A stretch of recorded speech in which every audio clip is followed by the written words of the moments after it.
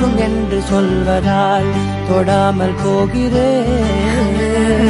உன் போன்ற இளைஞனை மனம் ஏற்காமல் மதுப்பதே பிழை.